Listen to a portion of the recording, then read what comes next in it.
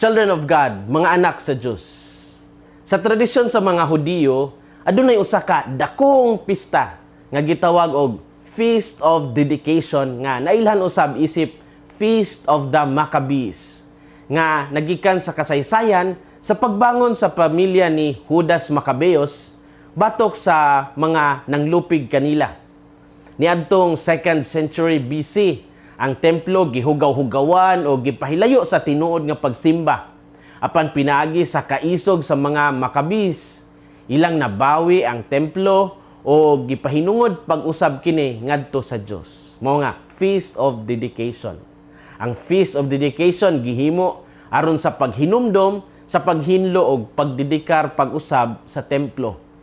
Usa sa labing nailhan nga simbolo niini mao ang kahayag sa lampara nga padayon nga misiga bisag gamay ra ang lana.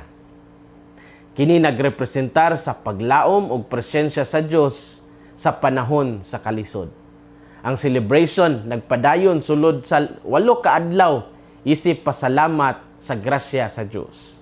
Alang sa mga Hudiyo, kini usa ka pahinumdom sa pagka matinud-anon sa Dios ug sa ilang pagkatawo isip ilang pinanggang katawhan. Kini usab usa ka pagdasig sa pagpadayon sa pagtuo bisan pa sa mga pagsulay. Ang kahayag sa Feast of Dedication nagpasabot sa kadaugan sa kamatuoran batok sa kangitngit. Ug kini nga kahintang mo'y backdrop sa ebanghelyo karon. Si Jesus anaa sa templo panahon sa Feast of Dedication, ang paghinumdom sa kamatinud-anon sa Dios. Apan nining higayon nagipangutana siya kung siya ba ang Mesiyas. Ug dinhi gipadayag ni Jesus ang iyang kaugalingon ug ang iyang relasyon sa Amahan. Unsay makutlo nato karong adlaw? Unang punto, ang mga karnero ni Kristo makaila sa iyang tingog ug musunod kaniya. Mingon si Jesus, "My sheep listen to my voice. I know them and they follow me." John 10:27. Sa binisaya pa, ang akong mga karnero naminaw sa akong tingog, nailhan ko sila og musunod sila kanako. Kini nagpasabot nga ang tinuod nga magtotoo adunay personal nga relasyon kang Kristo. Sa atong kinabuhi, daghang tingog ang magkumbate aron makuha ang atong atensyon. Ang tingog sa kalibutan, tingog sa social media, tingog sa peer pressure, tingog sa atong galamhan, tingog sa media, expectations gikan sa mga taong nakapalibot kanato. Hastang daghanang tingog. Apan ining daghang tinguga, nadungog pa ba nato ang tingog ni Kristo? Kinahanglan nato kini mailhan pinagi sa pagampo ug pagpaminaw sa pulong sa Dios. Mao nga ang pagkinabuhing Kristiyanos dili lang jud personal kanang aho-aho lang. Alang natong mga Katoliko ang atong relasyon kang Kristo personal, sacramental, ecclesial. Personal kay kita mismo makig-ilaw ug makig-uban kaniya sa pagampo. Sacramental kay pinaagi sa mga sakramento labi na sa Eucharistia atong madawat si Kristo mismo. Ecclesial kay wala kita mag-inusara kundili kabahin sa simbahan nga lawas ni Kristo. Personal, sacramental, ecclesial. Ang mga karnero ni Kristo makaila sa iyang tingog o musunod kaniya. Ikaduhang punto, si Kristo ang Amahan anaay kahiusahan. Pasabot nga anaay pagtakdo sa ilang mga kabubuton. Mao nga ang pagtanaw kang Hesus, mao ang pagtanaw sa Amahan. Ang iyang mga buhat ug pulong nagpadayag sa gugma sa Dios. Mao kini ang pundasyon sa atong pagtuo isip mga Kristiyanos.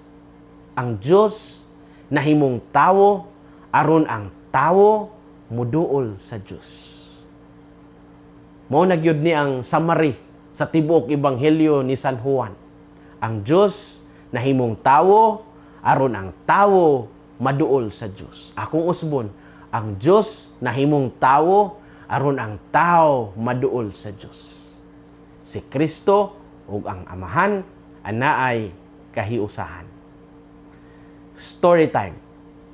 Sa unang siglo sa simbahan, adunay nito nga heresy nga gitawag og Sabellianism nga nagtudlo nga ang Amahan, Anak ug Espiritu Santo dili tulo ka persona kundi usa lamang ka persona nga nag-ilis-ilis og porma.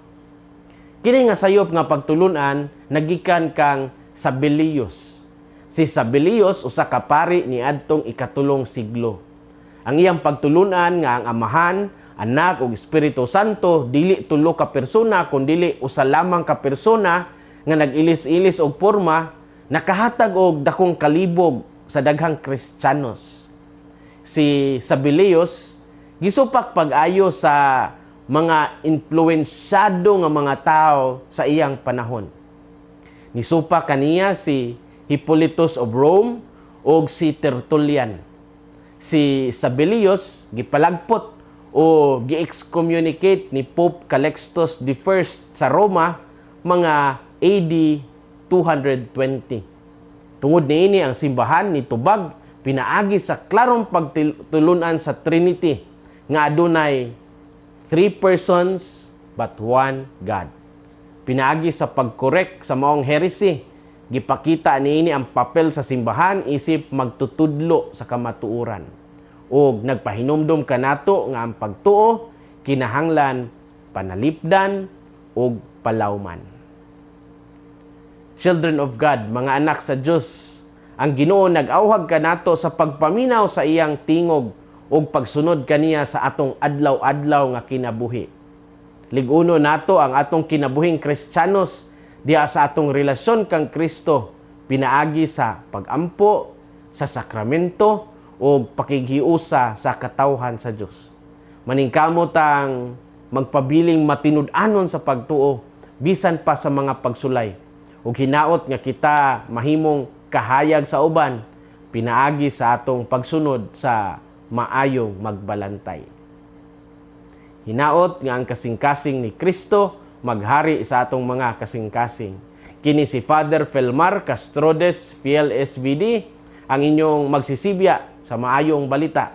Gikan dinhi sa Radio Veritas Asia, hinumdumi ang kinabuhing Kristiyano, kinabuhi sa pagserbisyo.